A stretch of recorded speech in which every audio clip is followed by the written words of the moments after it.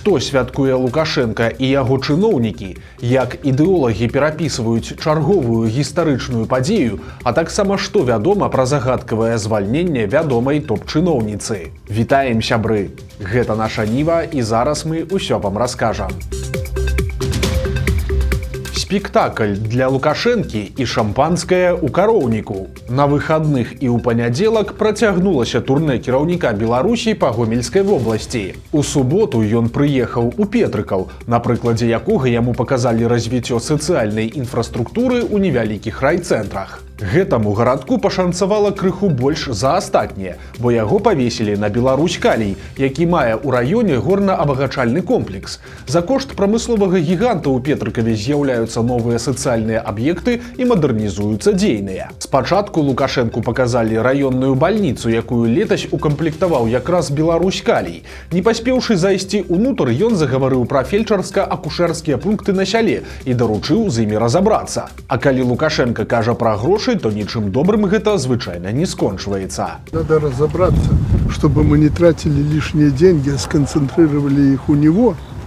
И то, что нам не надо, то не надо.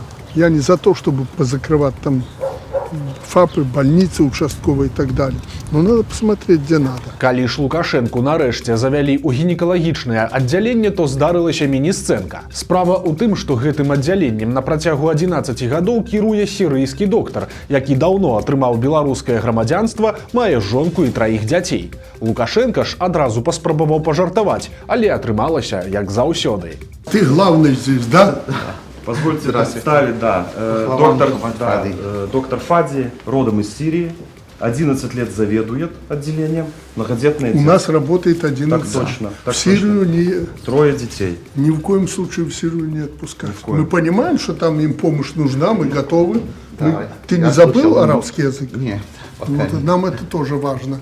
Мы всегда готовы оказывать сирийцы, особенно старые власти, да и новые мы нормальных отношений. Надо помогать им, но туда мы тебя уже не отпустим. Апафеозам візіту ў бальніцу стаў заход Лукашэнкі ў палату да 2 парадзіх. Яны асцярожна сядзелі на краі застеленых коек і чакалі госця. Той не стрымаўся, каб не нагадаць ім пра тое, што беларускам трэба нараджаць як мінімум 3 дзяцей. Ты их где-нибудь, Женя, черкни, чтобы 3 детей родили. То обманут меня. По контролю. Ну и ты смотришь, что у Сирии всегда много рожают. Пасля бальніцы ў суботу Лукашенко наведаў у Петрыкаве і новы дзіцячы садок, які таксама быў пабудаваны Беларусь-Каліем. У выхадны дзень ва ўстанову нагналі і выхавацеляў, і дзяцей. У памяшканні з басейнам здарылася чарговая смешная сцэнка. Лукашенко папрасіў кагосьці з малых паказаць, як іх навучылі плаваць, але у дзіцёнка нічога не атрымалася. Кто умеет плавать? Умеешь? Ну, проплыви оттуда вот туда. Ну, не стесняйся.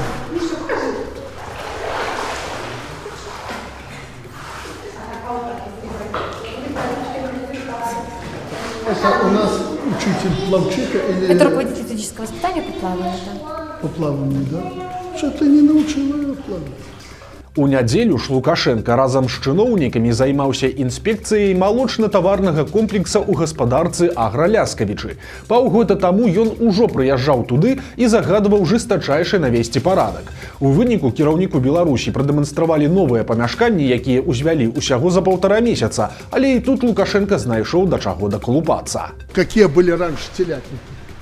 И сохранность телят была нормальна, но строить в 2 раза дороже вот такие дворцы, ну, все должно быть дешево и функционально.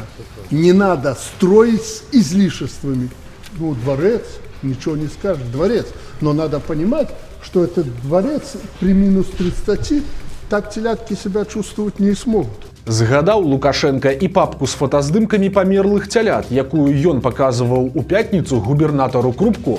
Кіраўнік дзяржаўнага кантролю Васіль Герасімаў тут жа абвясціў, што старшыня той злашчаснай гаспадаркі, дзе загінула жывёла, нібыта ўжо быў затрыманы. Видел фотографию Герасимова? Гектар земли, и на поверхности валяются погибшие телята. Уже в СИЗО тот, который виноват. Ну, в СИЗО правильно сделал. Это же безобразие. Нядзельныя пахаджэнні па кароўніку скончыліся яшчэ адным загадзя падрыхтаваным спектаклем. Кіраўнік управлення справамі Лукашэнкі Юрый Назараў вырашыў нагадаць свайму начальніку пра абяцанне выпіць шампанскага, калі той дабудуе новы комплекс. Адразу ж на месцы намаляваліся і фужэры, і закускі. Решите вопрос. Денег нет. Что с шампанским делать будем? Вы сказали шампанское по окончании фермы. Так и что ж не конец? Уже все, конец. Да? Ну, так наливай. Бить об это не будем, как на корабле. Пожалуйста. Есть шампанское, самогон есть. Обещал, значит, будем выполнять. Ну что, мужики, пообещали, сделали. Спасибо строителям. Отрегулировали. Юрий Викторович, тебе персонально благодарность за то, что пообещал, сделал. Очень хотел бы, чтобы это прижилось. Иван Иванович тоже ж помогал. Молодцы. Спасибо. Ну а ў панядзелак гастролі Лукашэнкі працягнуліся ў Нараўлянскім раёне.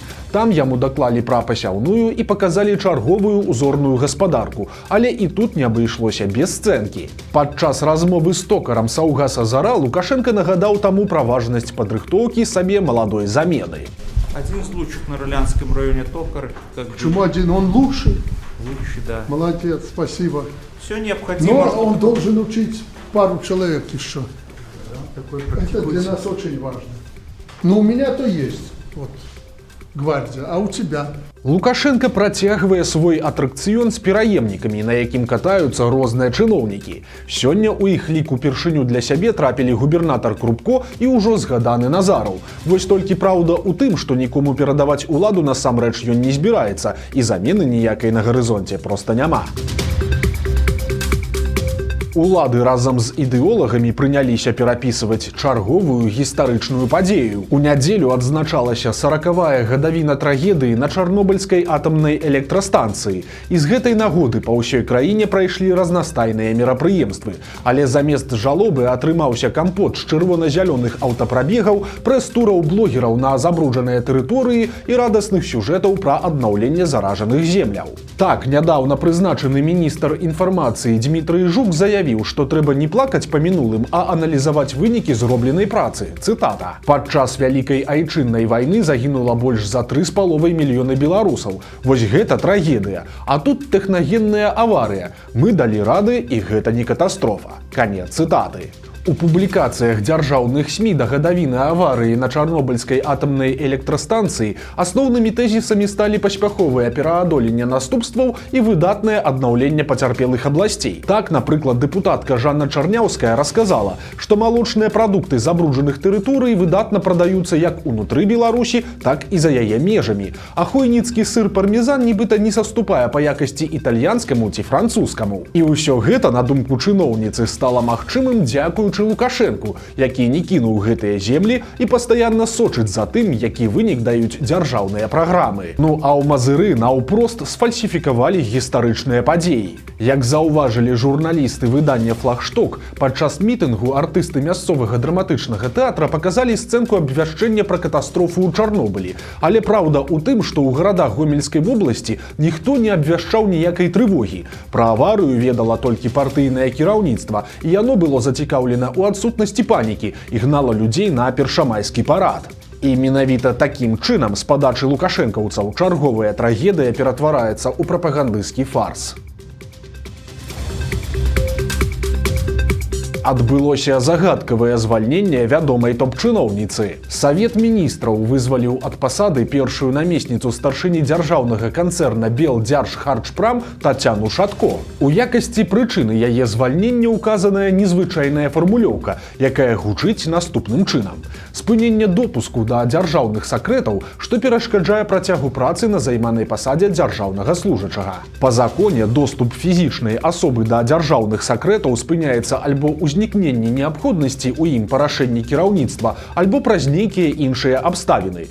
Што канкрэтна здарылася з Шатко, невядома, але выглядае, што звальненне здарылася раптоўна. Чыноўніца часта з'яўлялася ў сацыяльных сетках Белдзяржхарчпрама, а за дзень да сыходу яна праводзіла відэаканферэнцыю пра інфармацыйную бяспеку.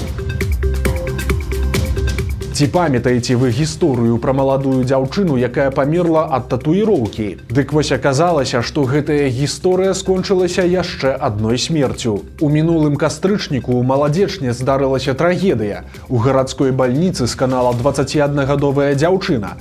Ёй стала блага пасля татуіроўкі, якую ў хатніх умовах ёй зрабіў яе жаніх. 25гадовы хлопец не меў спецыяльнай адукацыі і абсталяваў працоўнае месца проста ў сябе дома. Днямі ў дзяржаўным выданні «Мінская праўда» з'явіліся новыя падрабязнасці гэтай гісторыі. На наступны дзень пасля нанясення малюнка ў дзяўчыны паднялася тэмпература, аднак спачатку яна адмаўлялася ад медыцынскай дапамогі. Гарачка-паніжальныя прэпараты не дапамагалі, а затым пачаліся страты прытомнасці, дыярэя і ліхаманка. У выніку хлопец выклікаў хуткую, якая тут жа забрала яго нявесту ў бальніцу, але было ўжо занадта позна. Экспертыза паказала, што смерць наступіла ў выніку сепсісу, які прывёў да адмовы ўнутраных органаў. Праз татуіроўку ў арганізм дзяўчыны трапіла інфекцыя, якая і пачала запаленчы працэс. У выніку на жаніха загінула і завялі крымінальную справу за прычыненне смерці па неасцярожнасці, але малады хлопец да суду не дажыў. Ён скончыў жыццё самагубствам, не пакінуўшы перадсмяротнай запіскі.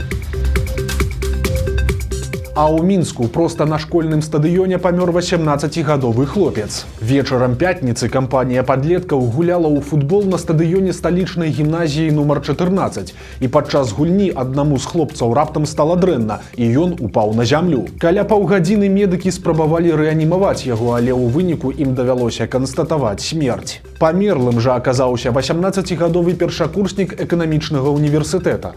Па словах сяброў, ён вёў здаровы лад жыцця і займаўся спортам. Праўда, незадоўга да смерці тынэйджар скардзіўся на боль у спіне. Следчыя цяпер высвятляюць, што магло прывязці да бяды, але ведамства адзначае, што смерць не носіць крымінальнага характару. Праезд без білета для Гамельчука скончыўся крымінальнай справай. Гэтая гісторыя пачалася яшчэ мінулым летам. Тады 40гадовы жыхар абласнога цэнтра ехаў аўтобусам да сваёй дзяўчыны, але на адным з прыпынкаў у салон увайшлі кантралёры, і для таго, каб скласці пратакол, яны спыталі ў Гамельчука яго персанальныя даныя і месца прапіскі. Але ж той замест сябе расказаў пра свайго школьнага прыяцеля, распісаўся ў дакуменце і проста сышоў. У выніку штраф павіс на абсалютна невінаватым чалавеку. З яго рахунка спісалі 126 рублёў, 21 рубель адміністрацыйнага спагнання і больш за 100 рублёў склала пеня. Мужчыну давялося прайсці праз шэраг інстанцый, каб пазбавіцца статусу штрафніка. А вось на Гамельчука, які сказаў кантралёрам несапраўдныя звесткі, завялі крымінальную справу па артыкуле «Наўмыснае незаконнае прадастаўленне персанальных даных іншай асобы». Яго санкцыі прадугледжваюць пакаранне ад грамадскіх прац і да 2 гадоў пазбаўлення волі. У Мінску перадумалі весці метро ў Зялёны Луг. У сталічных уладаў зноў змяніліся планы наконт таго, як развіваць падземны транспарт. Раней стала вядома пра змены ў праекце 4-й кальцавой лініі метро. Ну а цяпер з'явілася інфармацыя, што будаўніцтва 3-й спыняць на плошчы Бангалор. Пасля гэтага тунэлі пачнуць весці па вуліцы Арлоўскай і праспекце Пушкіна, і з гэтага пачнецца ўзвядзенне 4-й лініі. Адпаведна, у бліжэйшай перспектыве метро ў Зялёны Луг не прыйдзе. І гэта добрая навіна для уладальнікаў прыватных дамоў на вуліцы Богдановича, бо прыватны сектар там зносіць не будуць. Беларускі вытворца спецыяльна піша на сваёй прадукцыі «Сделано в Белоруссии». У сацыяльных сетках завірусілася фота упакоўкі масла, якое вырабляецца на пастаўскім малочным камбінаце і пастаўляецца ў Расію. На пачку вялікімі літарамі напісана «Сделано в Белоруссии». Спачатку каментатары проста не паверылі аўтару фота. Маўляў, ну немагчыма, каб беларускі вытворца не ведаў, як пішацца назва краіны, і што хутчэй за ўсё гэта кантрафакт, зроблены ў нейкім расійскім гаражы. Але ж адзін з карыстальнікаў напісаў наўпрост у пастаўскі камбінат, і там прызналі сваю прадукцыю. Беларусу патлумачылі, што масла вырабленае па замове расійскай сеткі крамаў, як іх уласны брэнд, і таму рытэйлер сам вызначае, што і як пісаць. Цытата. «Гэта не забаронена нічым і нікім, хаця асабіста нам гэта вельмі рэжа слых. Але, як кажуць, хто плаціць, той і замаўляе музыку. Менавіта такі надпіс – гэта патрабаванне замоўцы». Канец цытаты. Вось такія навіны панядзелка. Подписывайтеся на канал, ставьте лайки альбо дизлайки и выказывайте заўвагі ў каментарах. І, канешне, чытайце нашу Ніву, глядзіце нашу Ніву і любіце Беларусь. Да сустрэчы заўтра.